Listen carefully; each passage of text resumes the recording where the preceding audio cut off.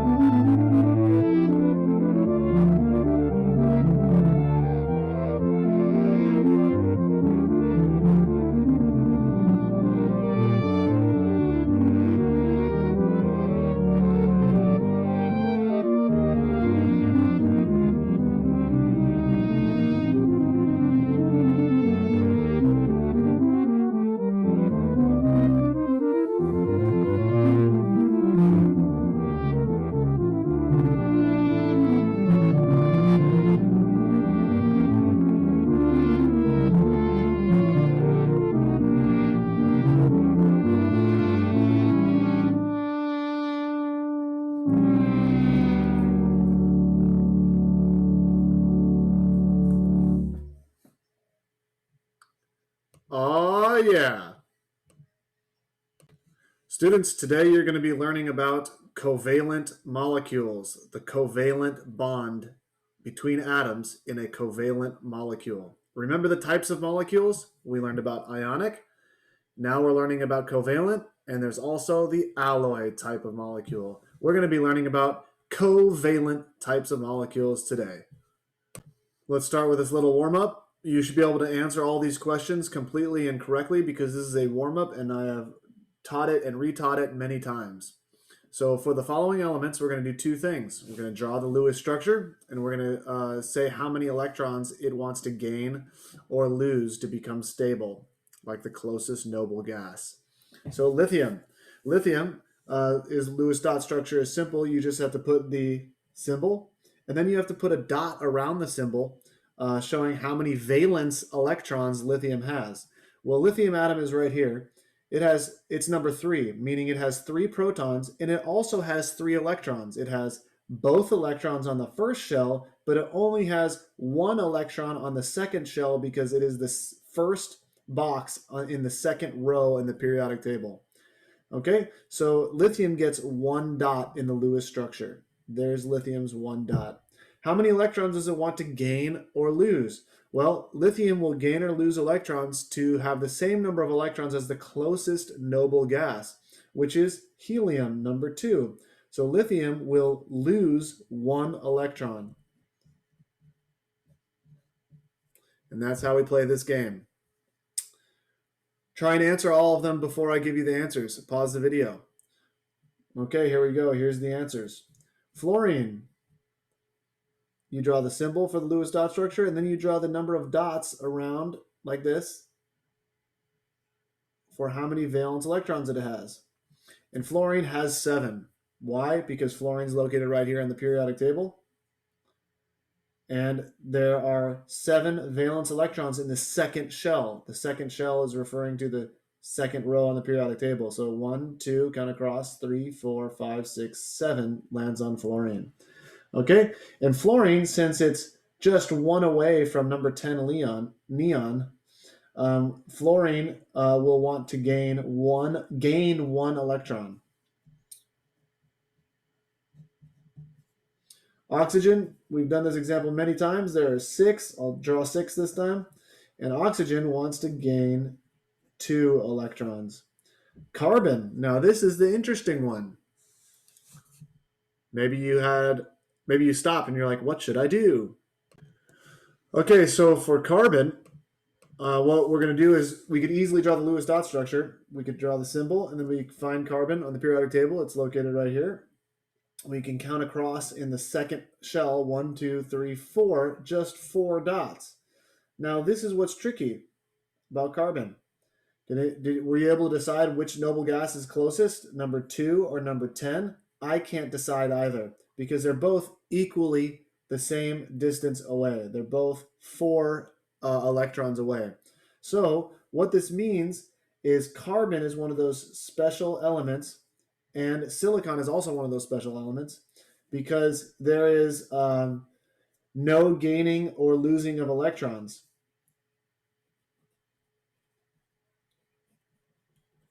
Okay, which means there's no ion for carbon.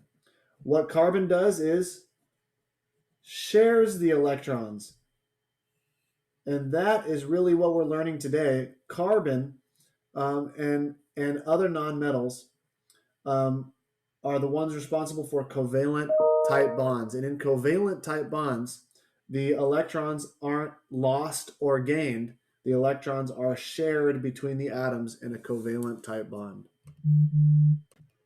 Okay, so all atoms want to have complete valence outside shells, meaning that they all want to have this same number of electrons as the closest noble gas. So all of the elements on the periodic table, all of them want to have the same amount of electrons as the closest noble gas, meaning that they'll have the same number of valence electrons as the closest noble gas, meaning that they'll have a full outer shell of electrons.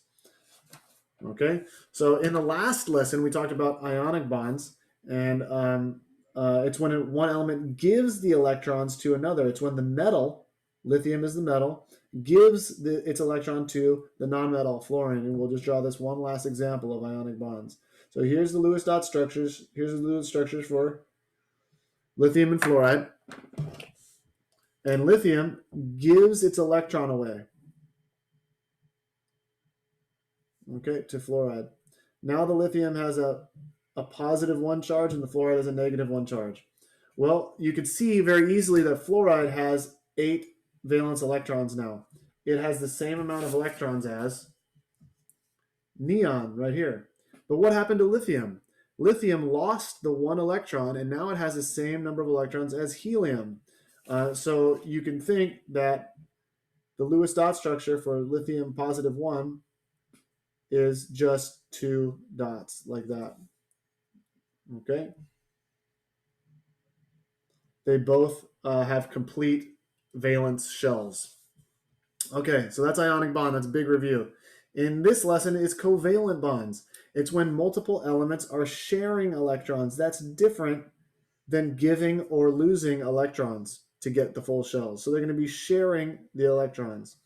And the octet rule is that I'm going to say most elements need 8 valence electrons in their outer shell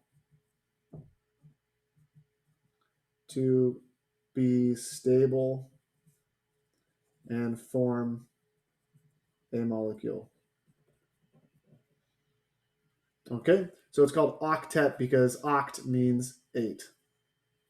All right, so how is it going to work? Well, we're going to draw a picture of how the electrons are shared in a chlorine gas molecule. Now notice that there's a little subscript 2, meaning that there's 2 chlorine atoms bonded together. So this is how we show it. Cl, and here's another Cl. We know from analyzing the periodic table that the Lewis structure for Cl is 7 valence electrons. And notice how I'm drawing them. I'm kind of drawing them where the odd electron out, they're facing each other. Okay? Now remember, the octet rule says that each element will share electrons so that they'll have 8 valence electrons. So what ends up happening is this chlorine is going to share this electron, and this chlorine on the right side is going to share this electron. They're going to be sharing these 2 electrons. And if you notice, there are 8 electrons in the pink circle, and there are 8 electrons in the blue circle. And that's how covalent compounds work. Okay? So the stick structure is going to look like this. Cl with a line in between showing that there are 2 electrons bonded, and Cl. And we're going to put those dots in there too. I like putting those dots in there. All right, that's the stick structure. So what you just learned was that a single bond, a single covalent bond, is 2 electrons. two shared electrons, and that's represented by one line. So whenever you see lines, that means there's two electrons being shared. Whenever there's one line drawn, that means there's two electrons being shared between the elements. Okay, here's some tips. You always draw the hydrogens on the outside. Carbons and silicons always go in the middle, and more electronegative elements tend to be on the outside. What do I mean by outside? Like, we'll show you in this next example. Okay, so here's H2O. Notice that H and O are both non-metals from this periodic table. We got O right here and we got H right here. Both are the color green, so they're non-metals. So that means this is a covalent compound, which means the electrons are going to be shared, not gained or lost. So we have the oxygen right here, and we're going to draw the hydrogens on the outside. And we're going to draw it like that. Okay, well, the oxygen, well, I'm going to erase the hydrogens first. The oxygen has 1, 2, 3, 4, 5, 6 valence electrons. And each hydrogen has 1 valence electron. Okay, so what will happen is they're going to be sharing these electrons right here. And in that sharing, the oxygen will gain 2 electrons. Well, excuse me, not gain. It'll share 2 more electrons. And it will have a total of 8. So in the blue circle, there's 8. But each hydrogen only needs to share 1 more electron so that it has the same number of electrons as helium, because helium is the closest noble gas to hydrogen. So inside the pink circles, there's a total of 2 electrons, and that's all hydrogen needs, is just 2 electrons. So hydrogen is kind of an exception to the rule. Same with beryllium and lithium. Okay, I hope that makes sense. Let's draw the stick structure right below. So remember that a line represents 2 shared electrons. So how we can draw the stick structure is simply like this. 2 lines with hydrogen, and that is the stick structure for H2O. Okay, this next one is methane. You should be familiar with that compound by now. And carbons go in the middle and hydrogens go on the outside. Well, here's our carbon, and carbon has 4 valence electrons. As a review, if you just count from left to right on the periodic table, any periodic table, and you end at carbon, it'll be the number 4. So here's carbon. You go from left to right, 1, 2, 3, 4. That's why there's 4 dots, because there's 4 electrons in the outermost shell. And then there's 4 hydrogens. Where do you think those hydrogens are going to go? 1 hydrogen there, 1 hydrogen there, 1 hydrogen there, and 1 hydrogen there. So the dots don't have to go in the exact same place every single time. So what's going to happen? The carbon is going to share every single electron that the hydrogen brings in. And now the carbon will have a total of 8 valence electrons. That's good, because now it's going to be more stable. The carbon element is going to be more stable. So inside the blue circle, we have 8 valence electrons. And inside each pink circle, the hydrogen has 2 valence electrons. And that's perfect because all the elements are stable. How do we draw the stick structure? Like this.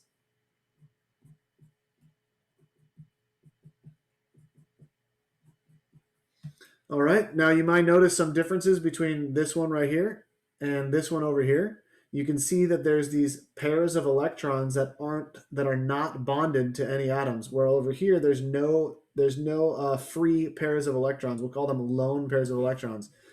That's going to determine some chemical properties for each of the elements, and it's something that you should pay attention to.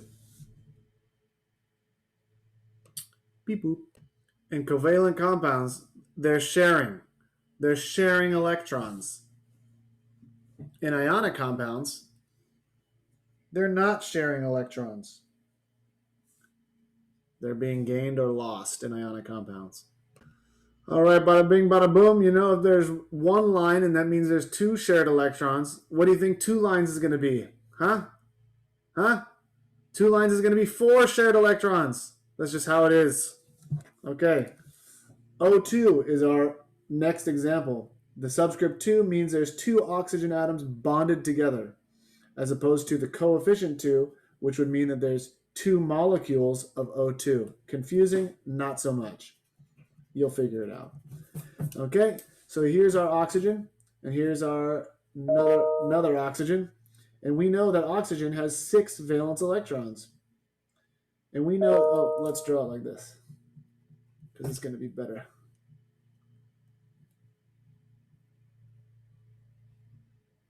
And we know that both oxygens have 6 valence electrons. Okay, now how can they both get 8? How can they both obey the octet rule? Well, this oxygen needs to have 8 valence electrons, and this oxygen needs to have 8 valence electrons in order for them to be bonding in a covalent molecule. So what they're going to do is they're going to share 4 total electrons. They're going to share these 2. That's going to be one line. And these 2, that's going to end up being another line. So the way that it looks in the end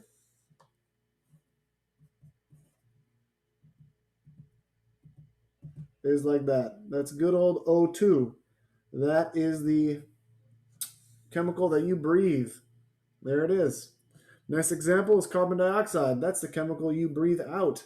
And we got the carbon right here. If we follow our rules, carbon will always go in the middle, and oxygen will go on the outsides. All right. Now we just got to draw in the Lewis structures and put in the correct number of valence electrons. Oxygen, by now you should start memorizing, has 6. 1, 2, 3, 4, 5, 6. Oxygen has 6. 1, 2, 3, 4, 5, 6. I'm drawing them like this because I know what's coming. And the carbon has 4. 1, I'll draw it maybe how you would draw it. 2, 3, 4.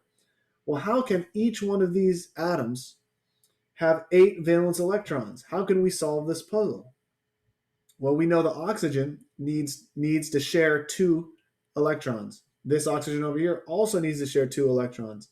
This carbon in the middle, it's going to need to share 4 electrons in order to get to have the same number of electrons as its closest noble gas. So what ends up happening is oxygen and carbon share these electrons for a double bond, and this oxygen and carbon share these electrons for a double bond. All right, and in the end, it ends up looking like this.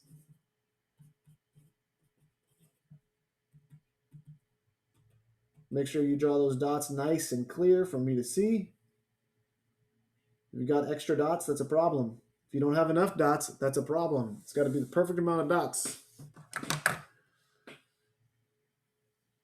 Who does this guy think he is? Being a triple bond or something?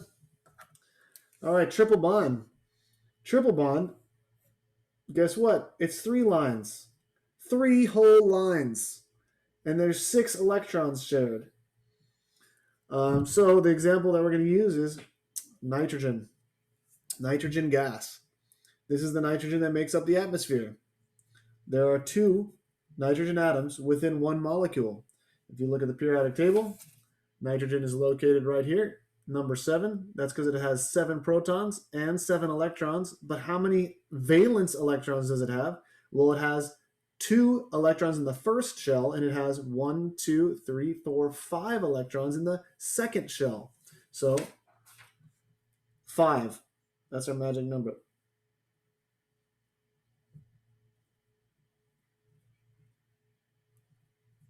All right. So how can this nitrogen have 8 valence electrons, and how can this nitrogen also have 8 valence electrons? Well, they need to share their valence electrons so that they can have 8. They're sharing those, they're sharing those, and they're sharing these wise guys down here. All right. So now you can see, I'm not going to draw color coordination. You can see that they're sharing, and there's 8 total for each side, for each nitrogen.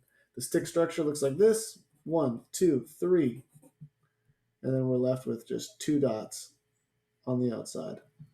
I hope this is making sense. I hope you can make a distinction between ionic type compounds and covalent type compounds. It's the idea of the electron behavior which makes the difference between them. In ionic type compounds, you have a metal positive ion attracting to a non-metal negative ion, and that's their bond, their ionic bond of attraction. In a covalent compound, you have a non-metal type element and bonding with another non-metal type element, but what they're doing is they're sharing the electrons between. All right, all right. This might be a little bit more of a difficult one, but we're just going to follow the same rules that we followed before that you wrote down so diligently, and that is that the hydrogens go on the outside and the carbons go in the middle. Some additional rules that we should write down is that you need to know that all atoms must be connected. So this is one molecule. All of these atoms are connected in one molecule, meaning they have some type of bond, like maybe a double bond, a single bond, a triple bond. Okay, and then the second rule is that all atoms must have complete outer shells, meaning they have to have the maximum amount of electrons. We typically call this the octet rule because most elements will need to have 8 valence electrons to have a complete outer shell, with the exception of hydrogen, which we're going to be using right here. So notice in this problem, it's kind of grouped together, and they do it like that so you know what the molecule looks like. They write it like that so you know what the molecule looks like. And how the molecule looks and how it's shaped is actually really important in chemistry. But you see there's a CH3 there, and then you got a the CH2 is in the middle, and then you got another CH3 at the end. They could have just written, C3H, what is it? H8. Why didn't they just write it like this? C3H8. Well, the reason is because writing it like this shows you how the molecule looks and how it's connected. All right, let's go ahead and work through it. So we have a carbon, and we'll work through each link of the chain. So we'll work with carbon and 3 hydrogens right here. There's carbon with its 4 valence electrons, and we're going to put the 3 hydrogens outside like this.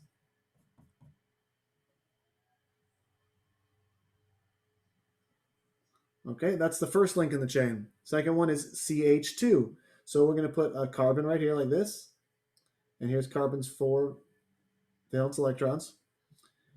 Each carbon brings in 4 valence electrons, and we're going to put the 2 hydrogens on the top and bottom, just like this, with its 1 valence electron. And then the final CH3 is just a mirror image of the first one. There's a new carbon's 4 valence electrons that I just drew, and here's the hydrogens. Okay, so you can see all of these elements are sharing a bunch of single bonds, because now each carbon has a total of 8 valence electrons, and each hydrogen has a total of 2. So all the hydrogens and the carbons have complete outer shells.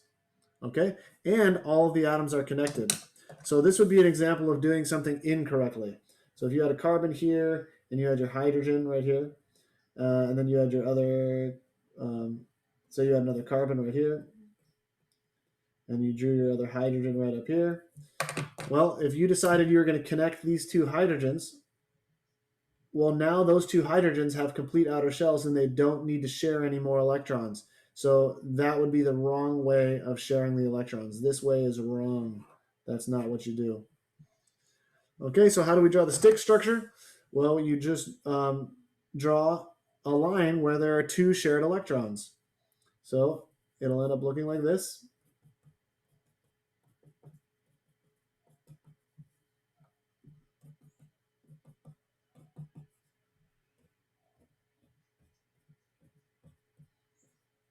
Nice. Okay, there it is.